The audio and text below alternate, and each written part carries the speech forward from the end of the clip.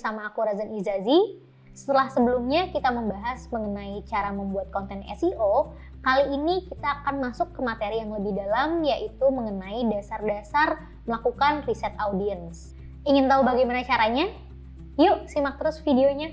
Sebelum membahas lebih jauh mengenai dasar-dasar melakukan riset audiens, ada baiknya teman-teman juga mengetahui basic dari SEO writing atau SEO content research itu sendiri. Jadi sebagai dasar, untuk melakukan research SEO itu dilakukan dalam beberapa tahap. Yang pertama, riset audience, kemudian riset topik, riset keyword, dan juga riset kompetitor. Sebenarnya apa sih riset audience itu? Jadi riset audience adalah penelitian audiens yang dirancang atau dilakukan untuk menetapkan ukuran, komposisi, dan karakteristik yang paling sesuai untuk konten yang akan kita buat. Riset audiens bisa berupa mencari tahu siapa pelanggan kita atau siapa pembaca yang potensial untuk membaca artikel yang kita tulis. Kemudian kenapa sih perlu riset audiens? Yang pertama, riset audiens digunakan untuk mengenali audiens kita. Misalnya, teman-teman ingin membuat artikel mengenai resep makanan. Kira-kira siapa sih audiens yang akan membaca artikel tersebut? Teman-teman bisa melihatnya dari kategori umur, atau interestnya mereka, atau kegemarannya mereka. Bisa jadi teman-teman menargetkan audiensnya yaitu misalnya penyuka makanan, atau ibu-ibu yang suka memasak, atau orang-orang yang berkecimpung di dunia kuliner, seperti chef maupun food blogger. Yang kedua, riset audiens juga digunakan untuk mengetahui kompetitor. Cara ini dilakukan untuk mengetahui bagaimana kompetisi yang ada di industri yang akan teman-teman dalami. Contohnya, jika teman-teman ingin membuat artikel kuliner, kira-kira siapa sih pesaing potensial yang dapat menghalangi teman-teman untuk ada di posisi pertama mesin pencarian Google. Dan yang ketiga, audience research dapat membantu membangun brand positioning. Brand positioning bertujuan untuk mengenalkan konten teman-teman atau perusahaan agar lebih dekat dengan audiens. Jadi misalnya ketika teman-teman tadi ingin membuat konten tentang makanan, maka teman-teman bisa memposisikan brand kalian di antara para pemain di artikel-artikel kuliner yang serupa. Tantangan yang biasa terjadi ketika melakukan riset audiens biasanya adalah mengetahui kira-kira siapa sih yang akan membaca konten atau website kita.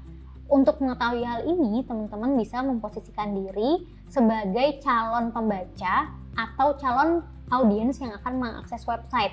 Misalnya, teman-teman bisa memperhatikan kegemaran teman-teman sendiri, atau teman-teman juga bisa mempertimbangkan usia, gaya hidup, juga sosial ekonomi. Dari situ bisa terlihat siapa sih garis besarnya yang akan membaca konten tersebut. Selain itu, tantangan lainnya juga membedakan antara kompetitor SEO dan kompetitor bisnis. Biasanya banyak yang terkecoh membedakan antara kompetitor bisnis dan kompetitor SEO. Karena antara kompetitor bisnis dan kompetitor SEO biasanya tidak sama. Kadang-kadang ketika teman-teman membuat bisnis, mungkin teman-teman menganggap kompetitor teman-teman adalah si B. Namun saat teman-teman membuat konten, ternyata kompetitornya bukan si B. Ternyata ada website lain yang lebih berpotensi menjadi kompetitor teman-teman secara SEO. Untuk mengetahui siapa kompetitor SEO teman-teman, kita akan membahasnya lebih dalam di materi selanjutnya. Selanjutnya, setelah mengetahui kenapa perlu melakukan audience research, teman-teman juga perlu memahami manfaat audience research itu sendiri.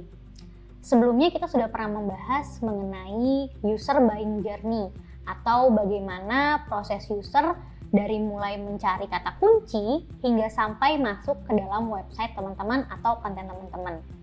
User buying journey ini dibagi menjadi 3 tahap, yaitu awareness, consideration, dan juga decision.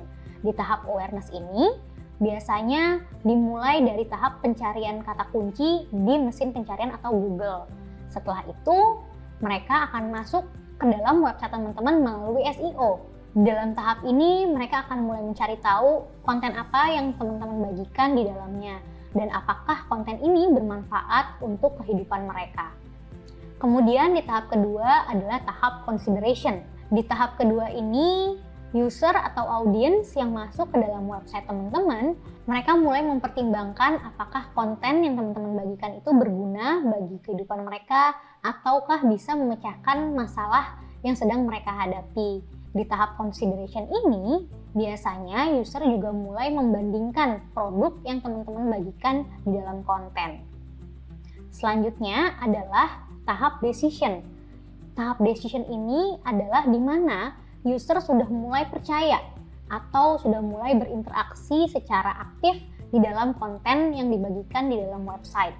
Di sini kita bisa membuat user membeli produk atau bahkan mengadaptasi apa yang kita bagikan di dalam konten. Setelah mengetahui research buying journey tadi, melalui audience research kita bisa menemukan topik yang paling relevan, yang sesuai dengan kebutuhan dan sesuai user buying journey tadi.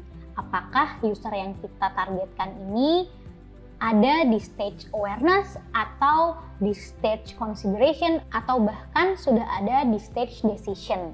Dan yang kedua, research audience juga bermanfaat untuk meningkatkan organic traffic yang relevan sehingga berpotensi untuk menjadi pelanggan. Jadi, setelah kita sudah mengetahui audiens yang membaca artikel kita atau siapa yang akan mengakses website kita, maka akan lebih mudah untuk menentukan topik apa yang nantinya akan kita bahas atau kata kunci apa yang kayaknya sesuai untuk kebutuhan audiens. Sehingga dengan begitu kita bisa mendapatkan traffic yang lebih berkualitas dan juga lebih tinggi tentunya. Kemudian yang ketiga adalah untuk menemukan ide konten yang sesuai untuk meningkatkan user experience. Jadi tidak hanya desain website yang bagus saja yang menentukan user experience, tapi juga dari konten yang menarik dan konten yang sesuai dengan kebutuhan audiens. Karena ketika audiens merasa konten tersebut bermanfaat bagi dirinya dan konten tersebut menarik untuk dirinya, dia akan lebih banyak atau lebih lama berada dan berinteraksi di dalam website. Jadi misalnya saja ketika kamu mencari kata kunci tertentu di Google, kita ambil contoh mencari kata kunci kelas SEO terbaik. Nah, ketika kamu menemukan sebuah website, kamu pasti akan mengekliknya yang paling pertama. Setelah masuk ke dalam website tersebut, kamu tentu akan melihat apakah kontennya ini sesuai dengan kebutuhan kamu. Apakah konten ini benar-benar menyajikan tips-tips SEO terbaik atau menyajikan kelas-kelas SEO yang terbaik dan sesuai yang kamu inginkan. Jika informasi yang disajikan sesuai, tentunya kamu akan lebih tertarik untuk membaca artikel tersebut dan akan lebih tertarik untuk membeli produk dari halaman tersebut. Jadi kesimpulannya, di riset audiens ini adalah sangat penting untuk mengetahui karakteristik audiens sebelum mulai mengoptimasi secara SEO.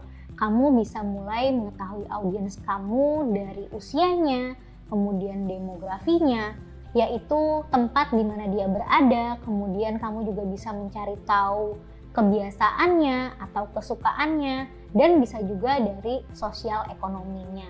Dari situ kamu juga bisa meriset kompetitor agar mengetahui landscape industri, bagaimana persaingan di antara konten yang akan kamu buat. Di video selanjutnya, kita akan mencoba menerapkan langkah-langkah riset audiens. Yuk kita simak video selanjutnya.